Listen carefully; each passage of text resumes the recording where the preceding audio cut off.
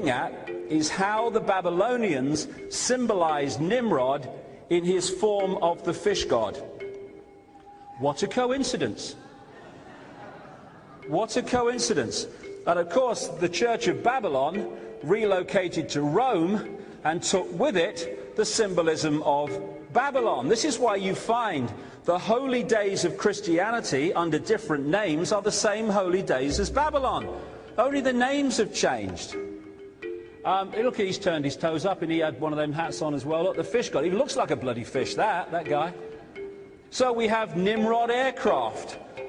No accident, they picked these names by choice. Nimrod was also the same symbolism as Osiris, who was symbolized in the same way in ancient Egypt. So you had the story of Osiris being killed by the dark force, and then his virgin wife, Isis, found all the parts of Osiris except his willy, right?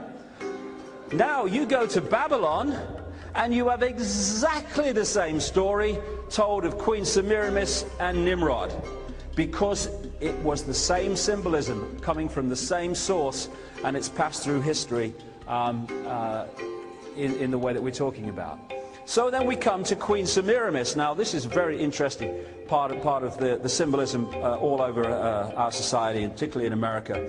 Queen Semiramis was said to have come from the moon in an egg, and that is very much part of what we call Easter, which I'll get to. But Queen Semiramis, this is the rebuilt Ishtar Gate in Babylon. Queen Semiramis was the mirror of Isis, and in many ways the mirror of what became known as Mother Mary in terms of what was said about her. This is an original Babylonian piece of artwork which the British Museum were trying to buy. I don't know if they ever did. And this is the goddess Semiramis Ishtar, and beside her, very much part of her symbolism, are the owls. And before we get to the first break, the significance of that in today's society will become very clear. They said of Queen Semiramis in Babylon that she was the virgin mother who was impregnated by the rays of the sun, which was the spirit of Nimrod after he died, impregnating her. So she had a virgin impregnation and gave birth to the son Tammuz, the mirror of the Jesus story that followed much later. The Queen of Heaven, they called her. That's what they called Mother Mary, and still do when the Church of Babylon relocated to Rome. This is how the Babylonians symbolized Ishtar, Queen Semiramis, and Tammuz. I think I've seen that somewhere before. That's Mother Mary and Jesus in a church today. That's Isis and Horus in Egypt. That's in a church on the Isle of Wight, Mother Mary. You're looking at the same recurring story from the same source. And what they've done is that they have all these religions. They have the inner core that know it's symbolic, not literal. And then you have the outer religion where they tell the people to take the symbolic, the esoterically symbolic, literally, and they create prison religions to shut down the mind, to stop further advancement and opening.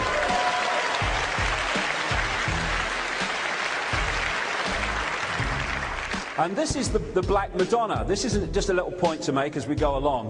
What the Illuminati do is they get involved, like Satanists, they're the same bloody thing in many ways. They reverse symbolize everything. So if something is white to us, to them they symbolize it as black. If something's black to us, they'll symbolize it as white. The classic satanic symbol is the pentagon. Or the pentagram rather, and what they do is reverse it to point down, symbolizing the negative. They reverse the symbolism, and that's what we'll see as we go along here now. Now this is the Mother Lodge of Freemasonry in London. This is the point and the place from which Freemasonry was launched into the new Americas, into the colonies, through people like Benjamin Franklin. And what a staggering coincidence that they located this in Great Queen Street in London. What did they call Semiramis in Babylon? The Great Queen. Great Queen Street. So, when they give us a cover story that the state of Virginia was named after the Virgin Queen, Elizabeth I, well, first of all, Elizabeth I was no more a virgin than Madonna, so that's out of it. And secondly, Virginia, the Virgin Queen, Semiramis Ishtar from Babylon. This is how they symbolized Semiramis in Babylon. This is on an ancient coin. I think I've seen that somewhere before. Where could it be?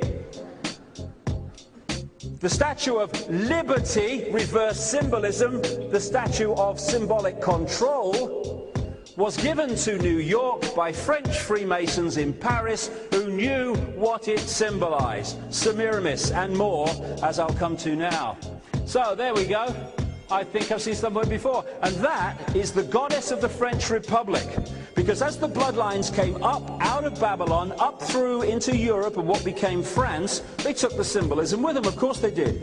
And so the goddess of the French Republic was given the same Semiramis symbolism as the so-called goddess of America, Statue of Liberty.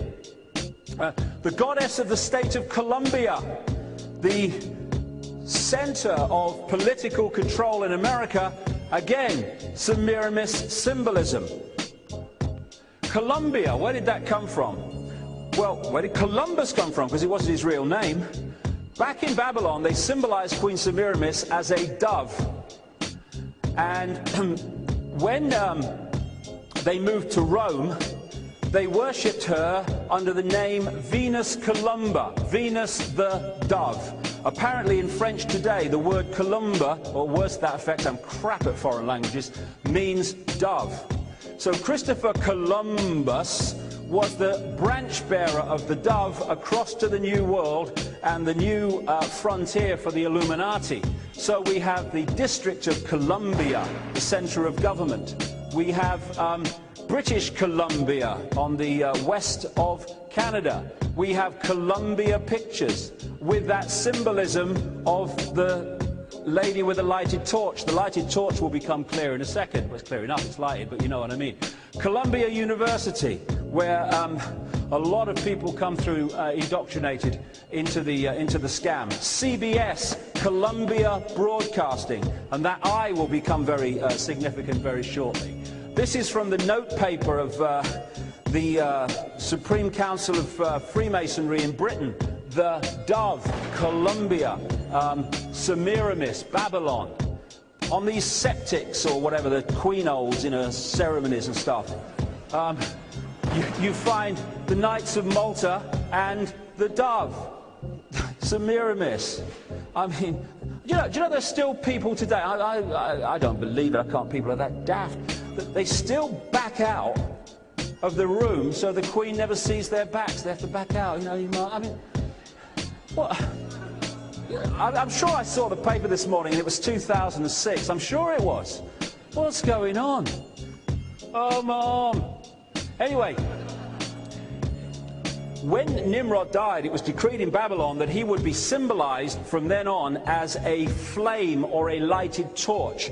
The same when Tammuz, the sun, died. And incidentally, they said that Tammuz was the reincarnation of Nimrod through the virgin birth. Therefore, they said, father and son were one, which is where Christianity gets it from. There is Queen Semiramis in New York Harbor holding the flame of Nimrod. It's all Babylonian symbolism. And this is an island on the River Seine in Paris, just down from where Diana was killed. Again, a mirror image of the Statue of Liberty. Why? Because it's Semiramis coming up through France and through the empires across to America. This is the background. This is the hidden hand behind which the movie protects it from exposure. In Dealey Plaza, when they killed Kennedy, just over the back there off the grassy knoll, the Scottish Rite of Freemasonry put up an obelisk, again, big-time secret society symbolism, and on the top they put a lighted torch. We killed him, we're showing you, but you can't see it, can you?